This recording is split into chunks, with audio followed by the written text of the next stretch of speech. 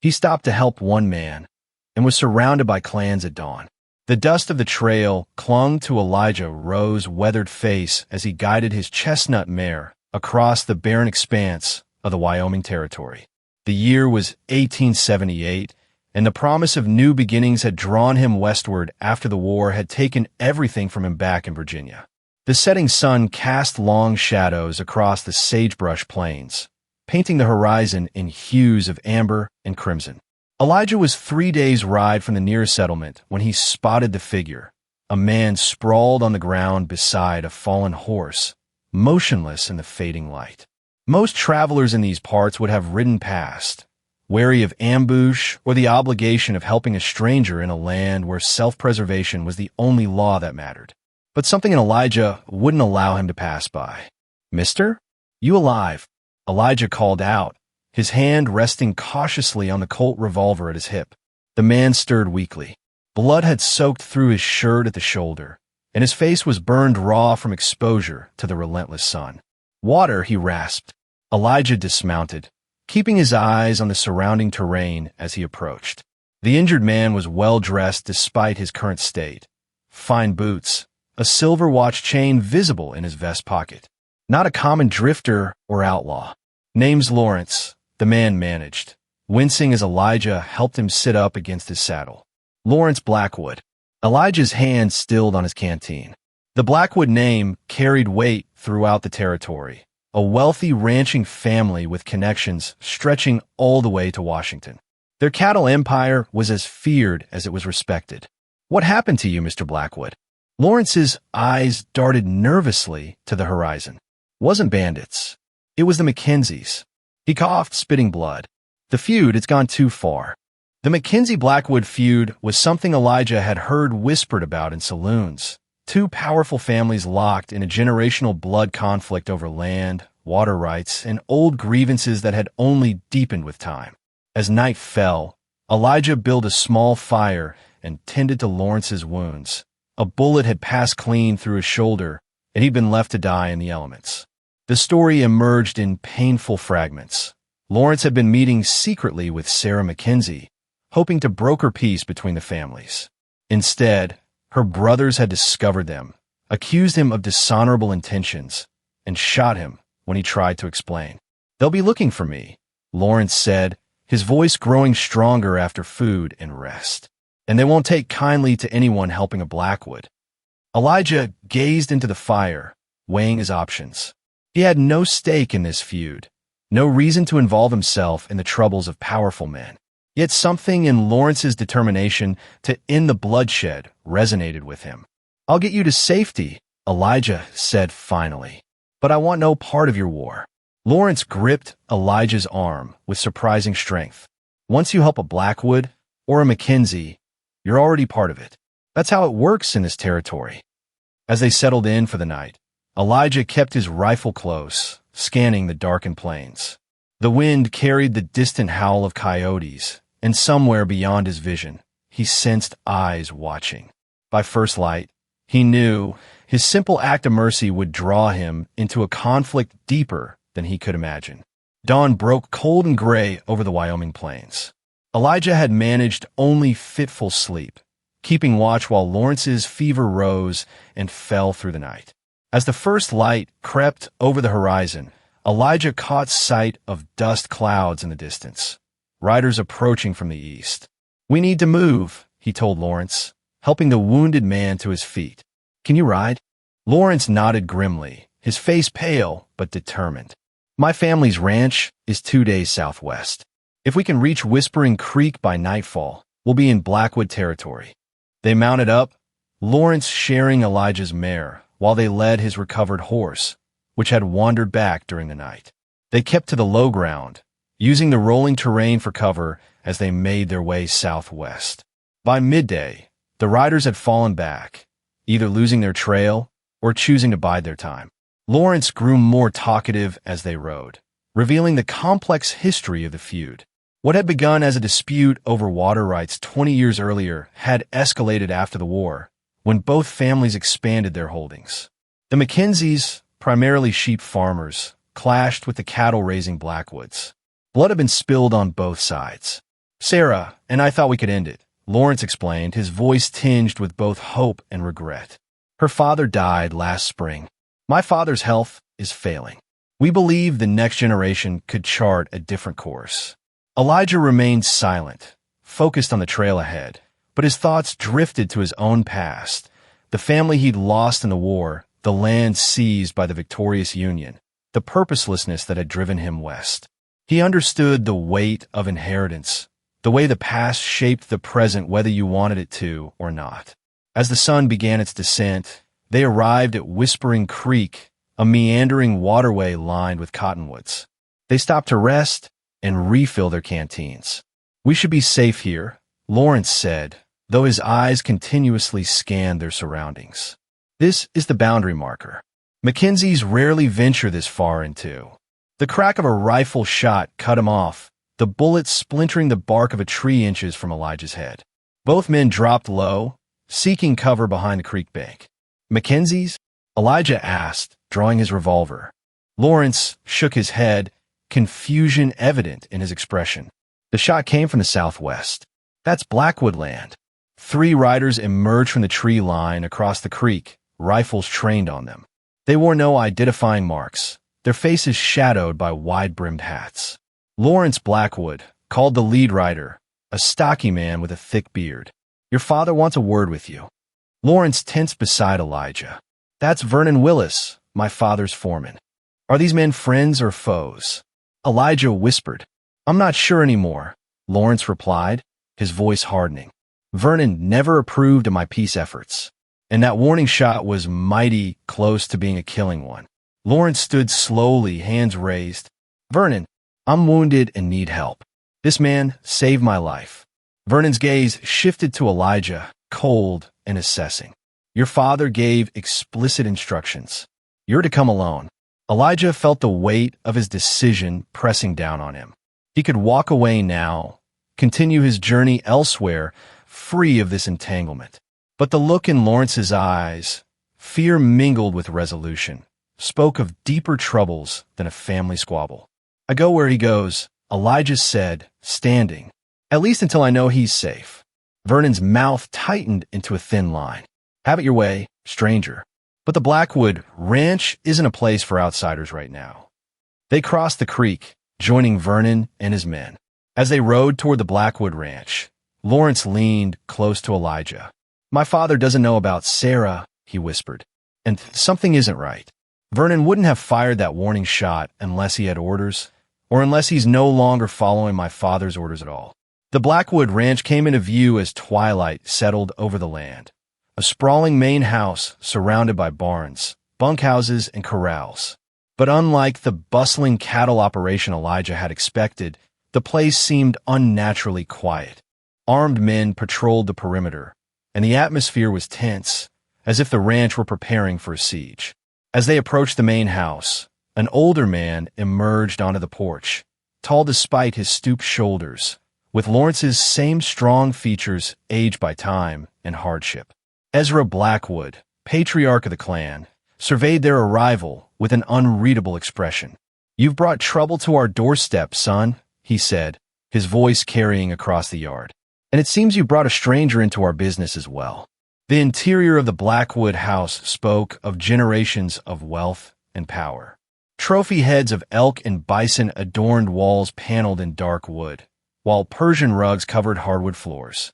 Elijah stood uncomfortably in the study as Lawrence was attended to by the family doctor, an elderly man with trembling hands who nonetheless worked with practiced efficiency. Ezra Blackwood sat behind a massive oak desk, studying Elijah with penetrating eyes. Despite his age and evident illness, his breathing was labored, and a collection of medicine bottles sat within reach. The old man radiated authority. So you found my son shot and abandoned, Ezra said, and you helped him out of the goodness of your heart. Is that it?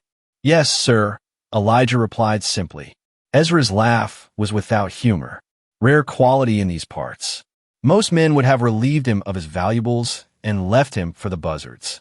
Vernon Willis stood by the door, his stance rigid, eyes never leaving Elijah. The foreman's distrust was palpable in the room. The Mackenzies will pay for this, Ezra continued, his voice hardening. Shooting a man in the back and leaving him to die. That crosses a line even in this feud. Lawrence, his shoulder freshly bandaged, spoke up from where he sat by the fireplace. It wasn't like that, Father. I was meeting with Sarah Mackenzie. We were discussing ways to end this conflict peacefully. The room fell deadly silent. Ezra's face flushed red, then drained of color entirely. You've been consorting with Mackenzies behind my back. The old man's voice was dangerously quiet. After what they did to your brother, Thomas died 5 years ago in a fair fight that he started, Lawrence countered. How many more must die before we end this madness? The territory is changing. The railroad is coming. We need to adapt or we'll destroy each other while newcomers take everything we've built. Ezra slammed his fist on the desk. No Blackwood will ever surrender to those sheep-herding thieves. They poisoned our water, rustled our cattle, and we burned their fields and shot their dogs, Lawrence interrupted. There's blame enough for both sides. Elijah watched the exchange with growing unease. Family disputes were dangerous territory, and this one had decades of bitterness behind it. Ezra turned his attention back to Elijah, seemingly eager to change the subject. You have the look of a soldier about you. Elijah nodded. Confederate cavalry. Shenandoah Valley campaign. A Southerner. Ezra noted with approval. I came west before the war myself, but my sympathies were with the Confederacy. Good men fighting for their rights and their land. He studied Elijah more closely. You handle yourself well. We could use men like you, especially now. I'm just passing through, Elijah said carefully. Vernon shifted his stance. Convenient timing, wouldn't you say, Mr. Blackwood? A stranger appears just when the Mackenzies make their boldest move yet. Before Ezra could respond, the door burst open. A young man, perhaps 20, with Lawrence's features but none of his restraint, rushed in. Riders approaching from the north, he announced breathlessly. At least 15 men, armed to the teeth. Mackenzies, by the looks of their mounts. Ezra stood, surprisingly spry despite his illness. Robert, get the men ready. Vernon, secure the house. He fixed his gaze on Lawrence. Your Mackenzie friend must have told her family where to find you. They've come to finish what they started. No, Lawrence protested. Sarah wouldn't betray me. This is something else. Ezra ignored him, turning to Elijah. Now you'll see what we're dealing with, stranger. The Mackenzies won't distinguish between Blackwoods and those who help them. You've chosen your side whether you meant to or not. As the household erupted into activity, Elijah followed Lawrence to the window. In the fading light, they could see riders approaching, silhouetted against the darkening sky. This isn't right, Lawrence muttered. The Mackenzies wouldn't mount an open attack like this. Too much risk, too little to gain. Elijah watched the approaching riders with a soldier's eye. Those men aren't riding in formation, he observed, and they're coming too fast for an organized attack. Lawrence's face paled. They're running from something. The first riders reached the ranch gates, shouting frantically. Even from a distance, Elijah could see that these men were ragged, some wounded, their horses lathered with exertion. Those are our men, Vernon said in disbelief. The Western Range Patrol. The household poured onto the porch as the riders entered the yard. The lead man, bleeding from a gash across his forehead, practically fell from his horse. The Mackenzies are dead, he gasped. The whole family. The ranch is burning. A stunned silence fell over the gathering. What are you talking about? Ezra demanded. Who did this? Strangers, the man replied, accepting a canteen. 30, maybe 40 men. Professional gunmen. They hit at dawn, killed everyone they found. We were checking fence lines nearby and rode to help when we heard the shooting, but we were outnumbered. They're heading this way. Lawrence gripped Elijah's arm. Sarah, he whispered, his voice breaking. Ezra's face had gone ashen. Vernon, get every man armed. Robert, secure the women and children in the root cellar. He turned to Lawrence. If it wasn't the Mackenzies who shot you, then who? Lawrence shook his head, still processing the news. I don't know. I thought it was Sarah's brothers, but... Elijah stepped forward. Mr. Blackwood, those men won't be far behind your ranch hands. If they wiped out the Mackenzie place, they're well-armed and organized. This isn't a feud anymore. It's something else entirely. Ezra studied him, then nodded sharply. You've seen combat. What would you suggest? This house is too exposed. The barn and bunkhouses create blind spots. If you have a defensive position prepared, now's the time to use it. Ezra exchanged glances with Vernon. The old mine tunnels. We can move everyone through the root cellar access. As the Blackwood clan mobilized, Elijah helped Lawrence, whose wound had reopened in the excitement. The reality of their situation was sinking in. Someone had orchestrated the elimination of one powerful family and was now targeting another. The old feud was being exploited by an outside force with far greater ambitions. By nightfall, the Blackwood Ranch stood eerily empty. Its inhabitants retreated to a network of mining tunnels that predated the ranch itself. And as Elijah took up a watching position at the mouth of the main tunnel, he spotted the first torches approaching from the north, an army of mercenaries coming to finish what they'd started at dawn. The old mining tunnels beneath the Blackwood Ranch were a maze of rough-hewn passages reinforced with timber supports. The air was thick with dust and the smell of damp earth. Lanterns cast long shadows as the Blackwood family and their loyal hands gathered in a large chamber that had once served as an equipment storage area. Ezra Blackwood, despite his illness, had taken command with the authority of a man accustomed to crisis. The women and children were settled in the deepest chamber, while the men prepared defenses at key junctures in the tunnel system. Elijah found Lawrence sitting alone, his face etched with grief. I need to know who did this, Lawrence said without preamble. Sarah, her whole family. They deserved better than to be slaughtered like cattle. Do you have any idea who might benefit from eliminating both families? Elijah asked.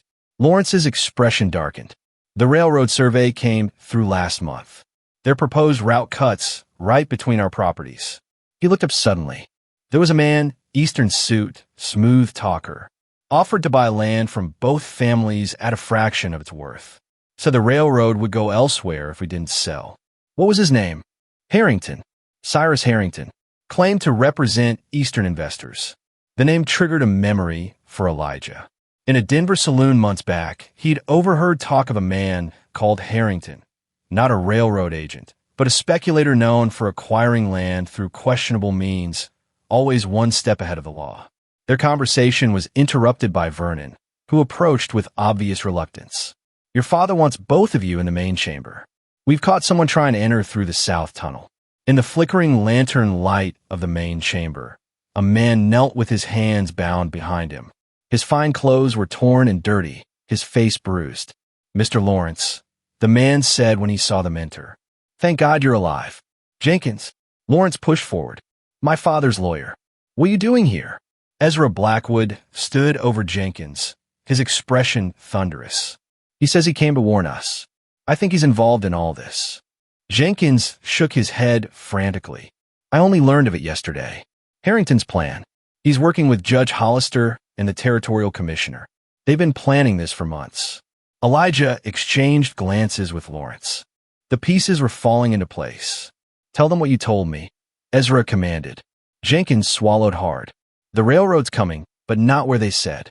The real route is 20 miles east. But the land here, your land and the Mackenzies, it's rich with copper deposits, worth a fortune to the right mining interests. So they engineered a range war, Lawrence said bitterly. Deepened the feud to keep us distracted while they positioned themselves. And when that didn't work fast enough, they decided to eliminate both families and claim the land through territorial forfeiture laws, Elijah added, the strategy becoming clear to his military mind. No heirs, no claimants. The territory seizes the land and sells it to the highest bidder. Jenkins nodded miserably. Harrington has 40 hired guns, former soldiers mostly, some with experience from the Apache campaigns. They're led by a man called Porter, ex-Union cavalry officer. Ruthless reputation. Ezra sank heavily into a chair, the weight of revelation compounding his physical frailty. All these years fighting the Mackenzies, and the real enemy was wearing a suit and carrying a law book. Vernon stepped forward. Those men will be searching the ranch by now. How long before they find the tunnel entrances? Not long, Elijah said grimly. And they'll have us trapped if they do. Robert, the younger Blackwood's son, spoke up from where he'd been checking ammunition. We can fight our way out through the north tunnel. It comes out in the high canyon, 2 miles from here. And go where? Ezra demanded. They'll hunt us down one by one. Lawrence had been silent, his expression shifting from grief to determination. We need to reach town. Judge Hollister may be corrupt, but the territorial marshal isn't. If we can get to him with evidence of what's happened, Harrington's plan falls apart. What evidence? Vernon challenged. Your word against a respected businessman's? Jenkins raised his bound hands. I have documents. Partnership agreements between Harrington, Hollister, and the commissioner.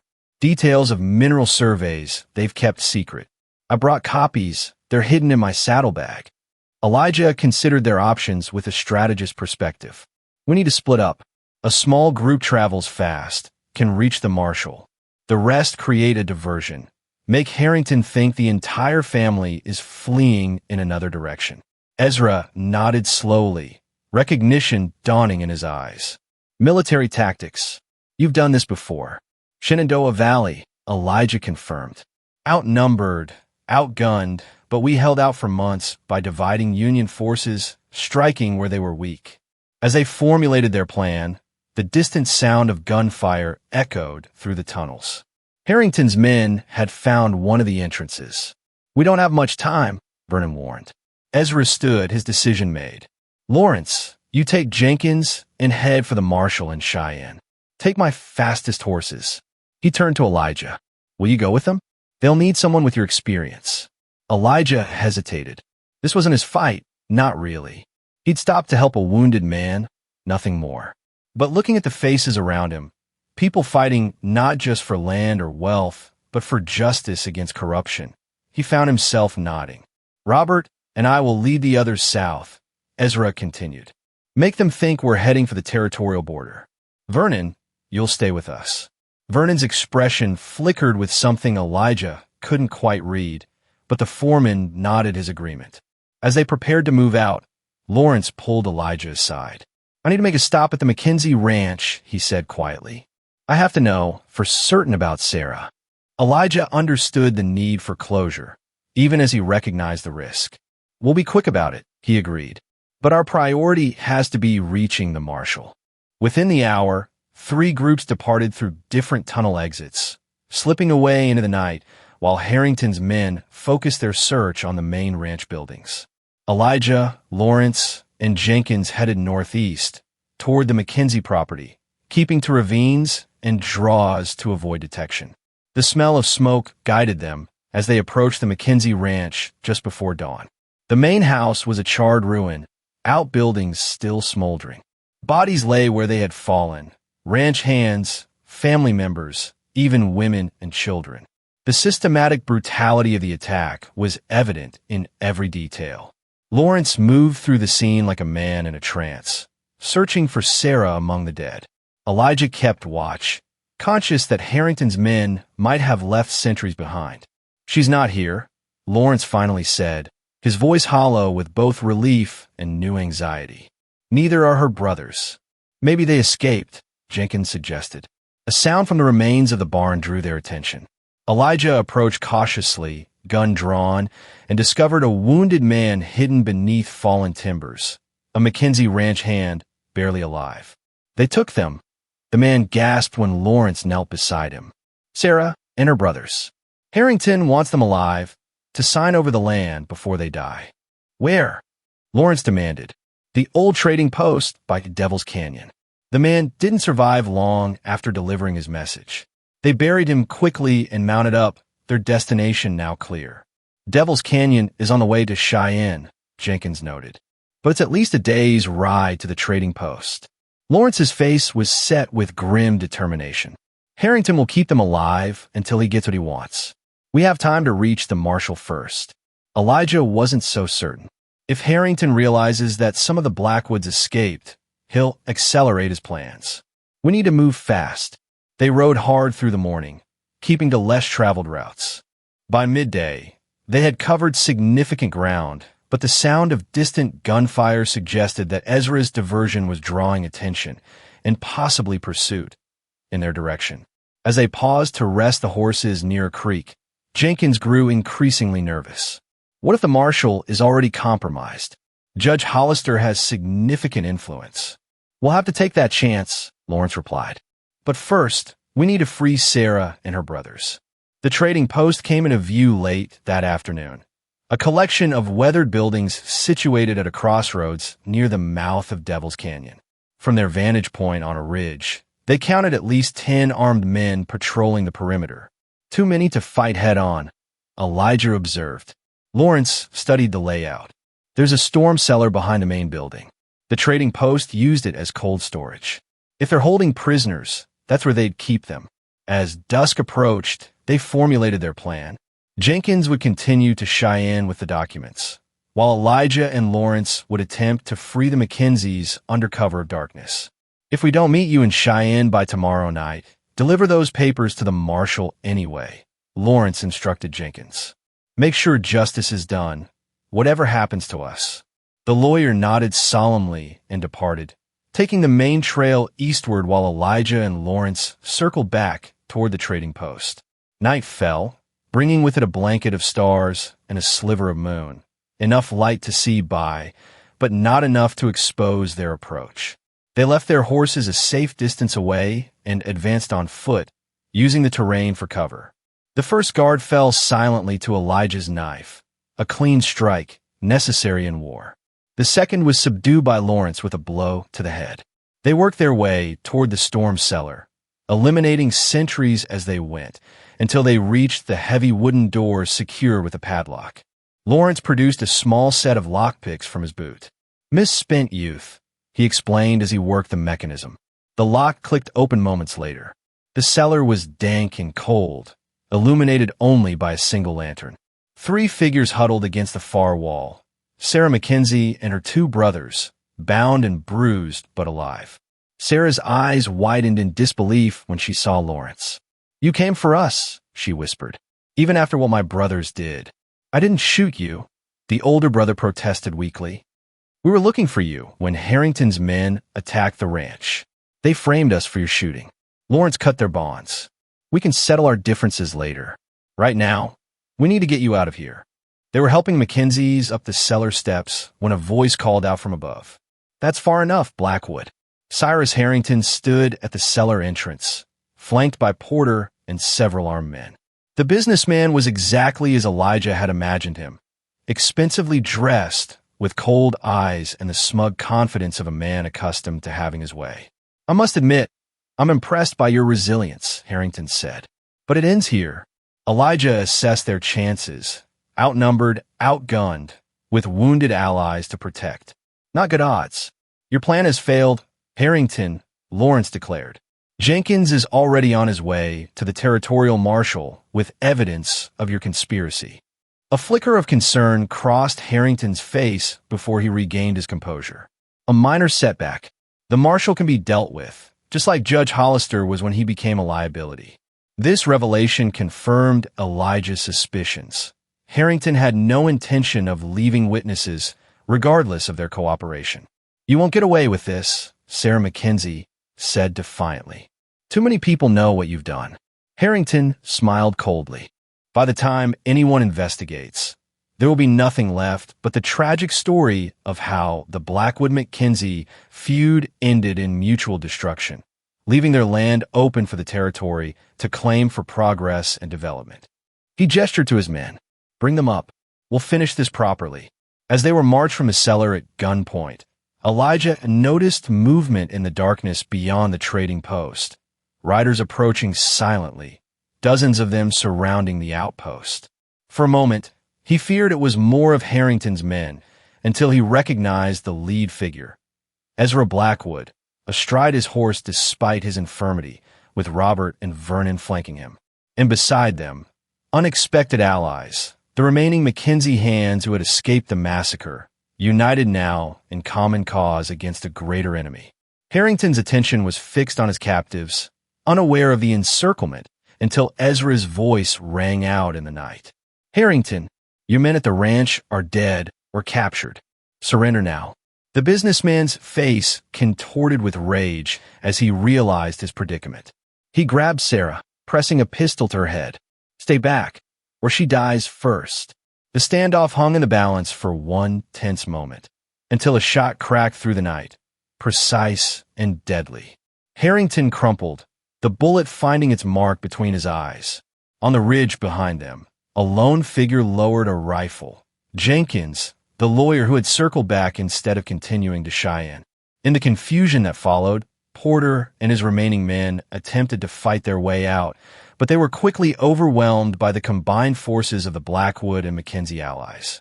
As dawn broke over the trading post, enemies who had spent decades at each other's throats found themselves standing together, united by shared loss and a common pursuit of justice.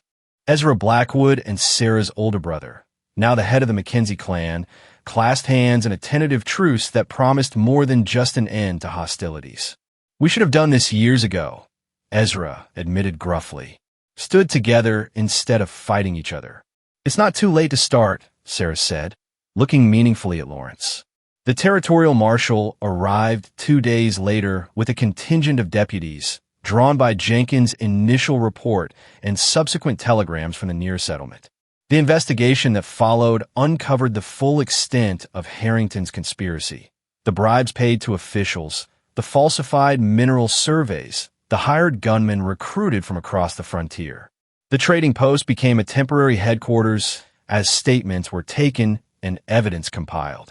Elijah observed the proceedings with a sense of satisfaction tempered by awareness of the cost. Dozens dead on both ranches, families shattered, a community traumatized by violence that could have been avoided if old grudges had been set aside sooner.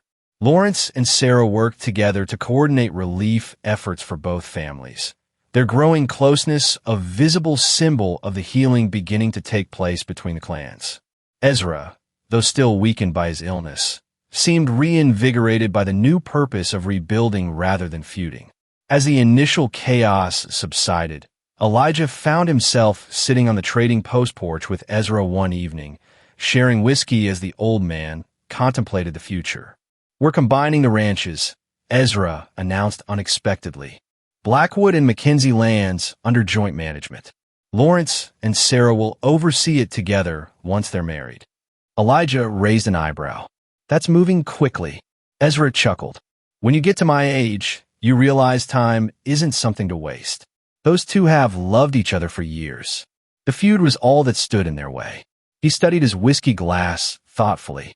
"Sometimes it takes nearly losing everything to understand what matters." "What about the copper deposits?" Elijah asked. "We'll develop them ourselves, on our terms. The profits will rebuild both families' fortunes." Ezra fixed Elijah with a direct gaze. "We could use a man like you, Ro. Someone who sees clearly, acts decisively. There's a place for you here if you want it." The offer was tempting. After years of drifting since the war, the prospect of belonging somewhere, having purpose beyond mere survival, held undeniable appeal. "I appreciate the offer," Elijah said, "but I'm not sure I'm ready to settle yet." Ezra nodded, unsurprised. "The door remains open. Some men need to wander before they find where they belong." The next morning, as Elijah prepared his horse for departure, Lawrence sought him out. The young Blackwood heir had changed in the short time Elijah had known him, hardened by loss, but also strengthened by newfound responsibility and purpose. "You're really leaving?" Lawrence asked, though it wasn't really a question. Elijah tightened his saddle cinch. "The marshal has his culprits. The feud is ended. My part in this is done. You saved more than my life," Lawrence said. "You helped save both our families, our legacy. That creates a debt that can't be easily repaid." "No debt," Elijah assured him. "I did what anyone would do." Lawrence laughed. "We both know that's not true. Not in this territory."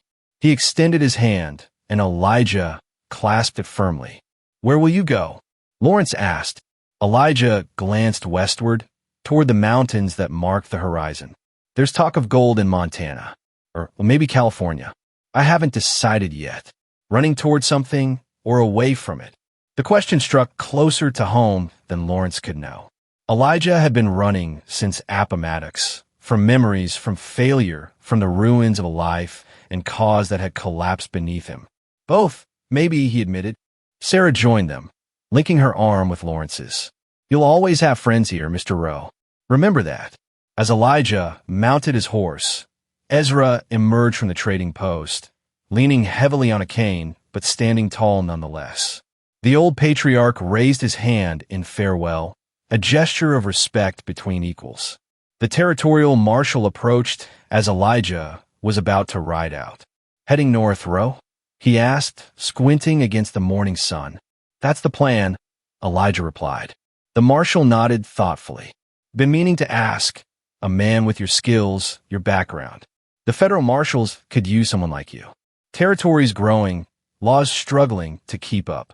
It was the second job offer in as many days. Elijah tipped his hat noncommittally. I'll consider it, Marshal.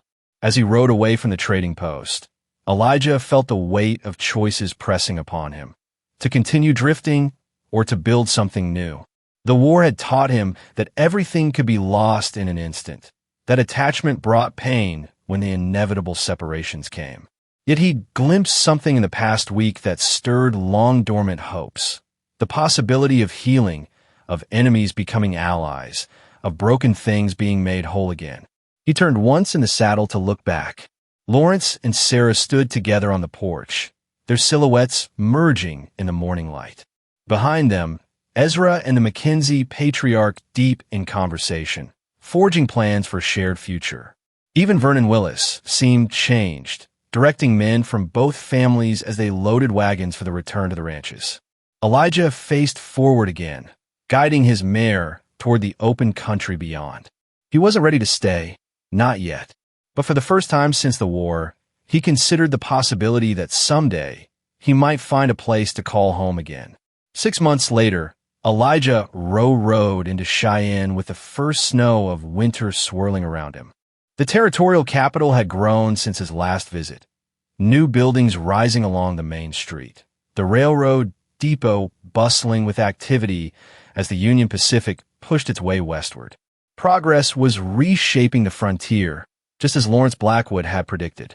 Elijah had spent the intervening months in Montana, working security for a mining operation. The pay was good, the work straightforward, but something had drawn him back south as the seasons changed, an unfinished chapter that needed closure. He stabled his horse and made his way to the Territorial Administration Building, where he'd arranged to meet Marshal Wilson. The lawman greeted him with a firm handshake and a knowing smile. Knew you'd be back, Wilson said, leading Elijah into his office. Got that look about you. Man who needs to see things through to the end. Any developments in the Harrington case? Elijah asked, accepting the coffee Wilson poured. The marshal's expression darkened. That's why I sent that telegram when you contacted me. Things have gotten complicated. He pulled a folder from his desk. Harrington had powerful friends back east. Mining interests, railroad investors. They've been applying pressure to have the case dismissed. On what grounds? Elijah demanded. They're claiming Harrington was an innocent businessman caught in a range war. That the Blackwoods and Mackenzies fabricated the conspiracy to cover their own crimes. Wilson shook his head in disgust. Some of the territorial officials who took Harrington's bribes are now testifying against the families, trying to save their own skins. Elijah felt a cold anger building. What about Jenkins' documents? Disputed. They're claiming forgeries. Wilson lowered his voice. There's a federal judge arriving next week for a special hearing. If it goes poorly, Ezra Blackwood and the Mackenzie brothers could face charges for Harrington's death. Elijah set down his coffee cup with deliberate care. What do you need from me? Testimony, for one. You were an outside witness, no prior connection to either family. Your account carries weight. Wilson hesitated. And there's something else. We've located Porter, Harrington's enforcer. He fled to Denver after the shootout, but our informants say he's back in the territory. Why would he return? That's a hanging offense. Wilson leaned forward. Word is he's been hired to eliminate remaining witnesses before the hearing. Jenkins was found dead in his office 3 days ago. Made it look like suicide, but I have my doubts. Elijah absorbed this news grimly. You want me to find Porter? I want you to help me protect the Blackwoods and Mackenzies, Wilson corrected. But if Porter shows his face, he left the implication hanging. Elijah departed the marshal's office with a renewed sense of purpose. His first stop was the telegraph office, where he sent messages to both ranches, warning of the potential danger. Then he booked a room at the hotel across from the courthouse, giving him a clear view of the building where the hearing would take place. That evening, as snow continued to fall, transforming Cheyenne into a hushed landscape of white, Elijah received a response to his telegrams. Lawrence and Sarah, along with both patriarchs, were already en route to Cheyenne for pre-hearing consultations with their attorney. They would arrive by stagecoach the following afternoon. Elijah spent the night reviewing the case notes Wilson had provided, looking for vulnerabilities in the prosecution strategy. The Eastern Mining Consortium backing the charges had deep pockets and political connections that reached to Washington. They wanted the copper deposits, and they were willing to manipulate the justice system to get them. Morning brought cleared skies and bitter cold. Elijah positioned himself at the window of his hotel room, watching the courthouse and surrounding streets for any sign of Porter or other hired guns. By midday, he'd identified 3 men whose bearing and watchful posture marked them as potential threats. Professionals keeping surveillance on the stage rode into town. The stage arrived precisely at 2 o'clock, coated in snow from the mountain passes. Elijah watched as Lawrence and Sarah disembarked first, followed by Ezra Blackwood, moving slowly but steadily with his cane. The Mackenzie patriarch, a weathered man named James, whom Elijah had met briefly during the aftermath of the trading post, descended last. The family members were met by their attorney and escorted toward the hotel where Elijah waited. As they crossed the street, movement caught Elijah's eye. One of the suspicious men he'd been watching had slipped into an alley with a clear line of sight to the approaching group. Elijah reacted instinctively, grabbing his rifle and throwing open the window. The would-be assassin had just drawn his weapon when Elijah's shot struck him in the shoulder, sending him sprawling into the snow. People scattered at the sound of gunfire, while Lawrence protectively shielded Sarah and hustled the older men toward cover. Marshal Wilson and his deputies converged on the scene, securing the wounded man while conducting a search for accomplices. Elijah met them at the hotel entrance, quickly explaining what he'd observed. "Good eyes," Wilson acknowledged. "The man you hit is known to us. Worked with Porter in Arizona territory. Where there's one, there'll be others." The reunion with Lawrence and Sarah was warm despite the circumstances. Both looked well, their faces bearing the healthy glow of people who had found their purpose. Ezra, by contrast, had deteriorated in the months since Elijah had seen him last, his illness advancing visibly, though his mind remained sharp. "Should have known you'd be here when trouble found us again," Ezra said, clasping Elijah's hand with surprising strength. "Seems to be your specialty." They gathered in a private dining room, where Wilson and Elijah briefed them on the situation. The political pressures, the threats to witnesses, the upcoming hearing that could determine not just their freedom, but the future of their combined ranches. "They can't simply dismiss everything that happened," Lawrence protested. "Too many people know the truth. Truth and justice don't always align in territorial courts," James Mackenzie observed bitterly. "We've learned that lesson before." Sarah, who had been quietly listening, spoke up. "We need to find Porter. He's the key. If he testifies about Harrington's orders, about what really happened at our ranch, he won't testify willingly," Wilson warned. "Men like Porter don't surrender. They fight to the end." Elijah considered their options. "We need to draw him out, force his hand before the hearing begins." As they formulated their strategy, Ezra suffered a coughing fit that left him exhausted. The doctor who was summoned confirmed what was already evident. The old man's condition was worsening rapidly. He might have weeks left, perhaps only days. "We need to resolve this quickly," Lawrence said privately to Elijah after the others had retired for the night. "My father deserves to see justice done before he goes." Elijah nodded, the weight of responsibility settling on his shoulders once again.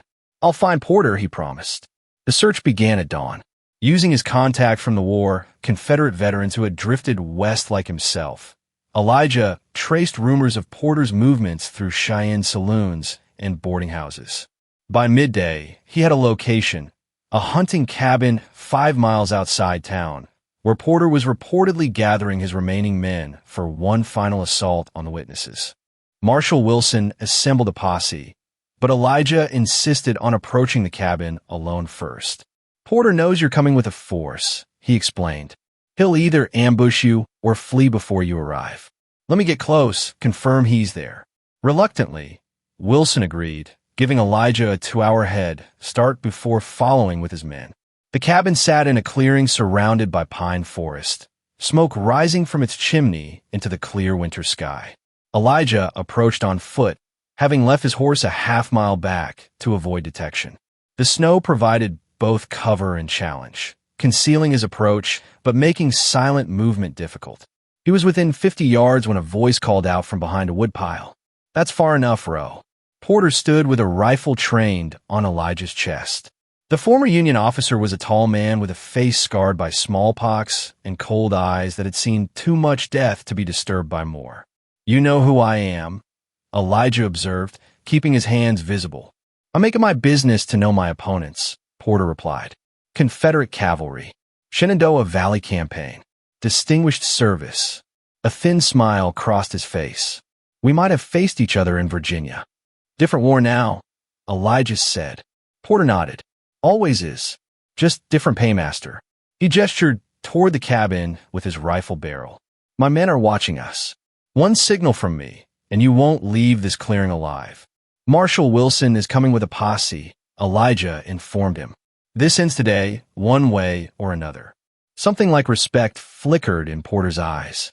"You came ahead to warn me, giving me a chance to run." "Giving you a chance to testify," Elijah corrected.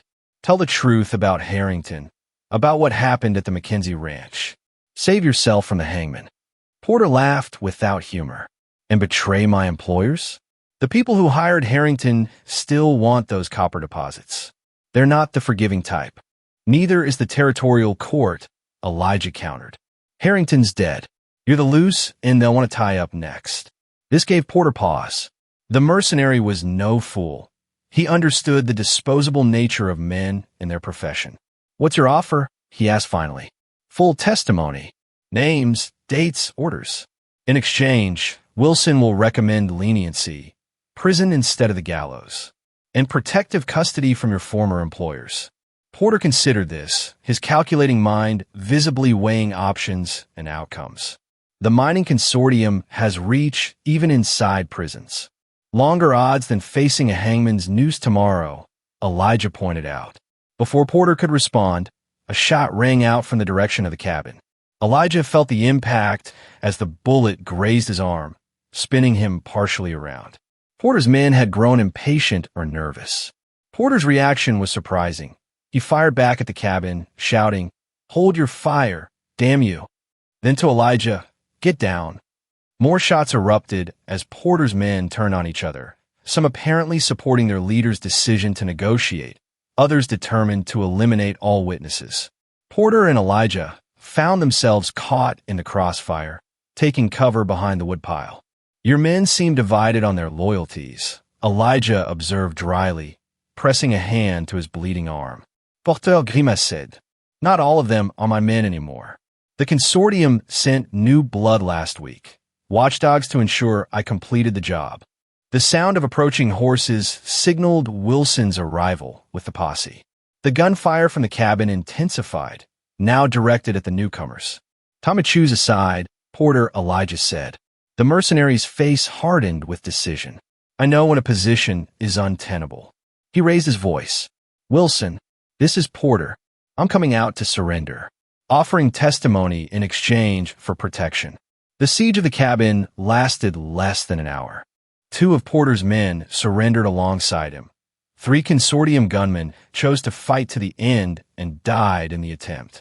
By nightfall, Porter was secured in the Cheyenne jail, providing a detailed statement about Harrington's operation, the massacre at the McKenzie Ranch, and the conspiracy that had orchestrated it all.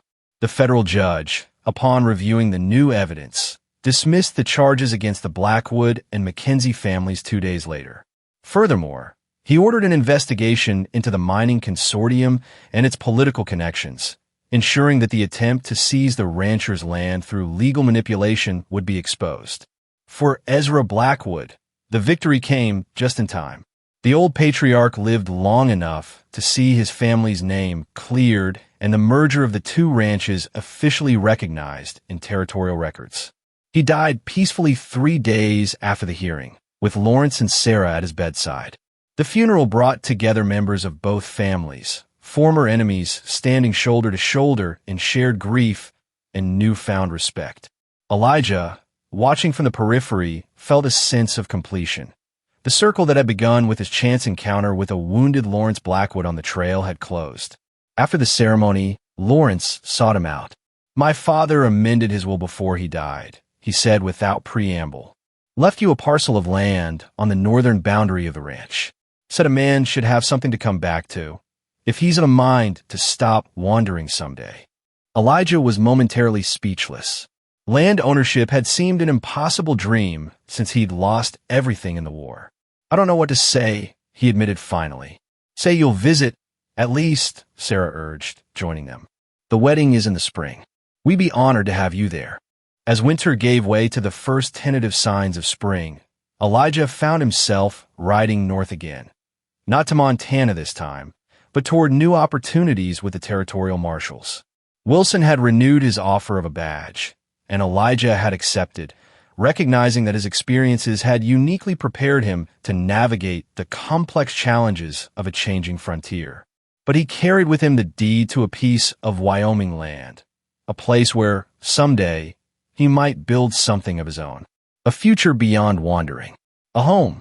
The land that had witnessed so much bloodshed was healing, just as the people who worked it were healing. Former enemies now shared water rights and grazing lands, finding strength in cooperation rather than conflict. The copper mines were being developed responsibly, with profits benefiting both families and the surrounding communities. And somewhere in the territory, a lone rider with a marshal's badge continued his journey, no longer adrift, no longer merely surviving, but living with purpose and the promise of return. He had stopped to help one man and found himself surrounded by warring clans at dawn. What had begun as a simple act of mercy had become the first step on a path back to humanity, to connection, to home. The Wyoming wind carried Elijah Rowe's thoughts eastward to Virginia's green hills, then forward to possibilities yet unwritten.